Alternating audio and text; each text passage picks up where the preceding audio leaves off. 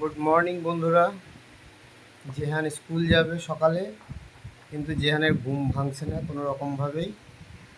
আমি চেষ্টা করছি জেহানকে তোলার, কিন্তু ওর জাস্ট ওঠার ইচ্ছাই নেই। পাপা, ওঠো ওঠো, স্কুল যাবে।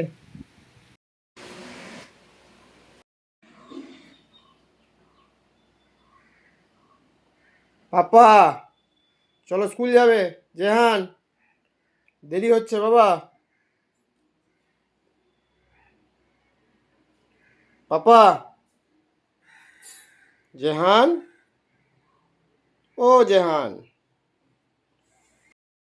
উপর থেকে নিচে এসে একবার দাদুর বিছানায় একবার দিদির বিছানায় ওকে শুতেই হবে, নইলে ওর ক্লান্তি দূর হবে না। স্কুল যাওয়ার জন্য কিছু টিফিন করছে, কাজু কিশমিশ খাচ্ছে।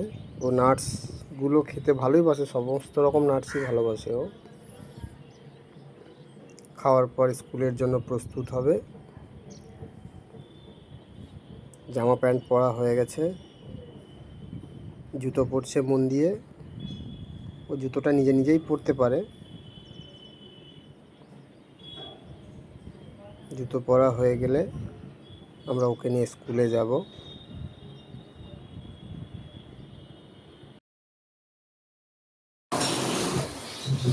চলো বেটু, রেডি হয়ে গেছে, চলো। সকালে উঠেই রুমের প্রথম কাজ হচ্ছে বিছানার বেড কভারটাকে পুরো টান টান করে বিছানো। তারপর ওই বেড কভার বিছানোর কাজ শুরু হয়ে গেছে।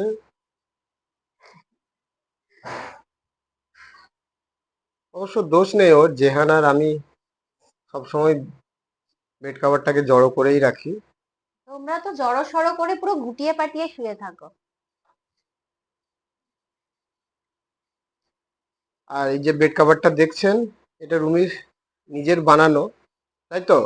হ্যাঁ, এটা আমার একটা প্রজেক্টে সময় বানিয়েছিলাম, যখন আমি শিল্প সদনে পড়ি। ব্লক প্রিন্টে করা এটা। দেখেছেন কত সুন্দর কাজ। এটা কতদিন হলো গো বেড কভারটা? প্রায় 10 বছর। 10 বছর হয়ে যাবে। দেখুন, প্রায় 10 বছর হয়ে গেল, এখনো কালারও ফেড হয়নি, প্রিন্টটাও সুন্দর হয়ে আছে। আর সেই সঙ্গে এই যে কার্টেন, এই কার্টেনও রুমি ঠিক না গো, এটা এইরকমই বানিয়েছিল, এটা এটা বাট তো এটা এই নয়। না, এই কম্বিনেশনে আমার একটা বানানো আছে ব্লক প্রিন্টের। এটা তো অনলাইন কিনেছিলাম মিন্ত্রা থেকে। কিন্তু এটা তো কটন নয় না। না, এটা কটন না। ওটা ছিল পুরো 100% কটন। ওটা আছে, কিছুদিন পর ওটা আবার লাগাবো।